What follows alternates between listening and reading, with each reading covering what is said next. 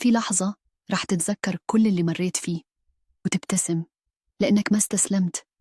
يمكن اليوم بتحس إنك عم تمشي بطريق طويل، طريق ما في ضوء ولا نهاية واضحة، بس صدقني كل خطوة عم تاخدها حتى لو ببطء عم تقربك. اوعى إياك تصدق إنك أقل من غيرك ولا تسمح لألمك يكسرك. أنت مو كل اللي مريت فيه، أنت أقوى من كل شي حاول يكسرك.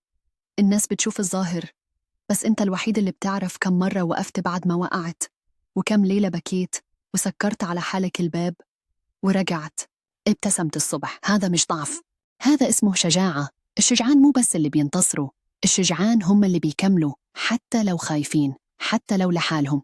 إذا حسيت إن هالكلام واصل لقلبك اكتب لي تحت بالتعليقات لسه واقف، وشارك هالرسالة مع شخص بتحبه، يمكن يكون بأشد لحظات ضعفه ويحتاج يسمع هالكلمات.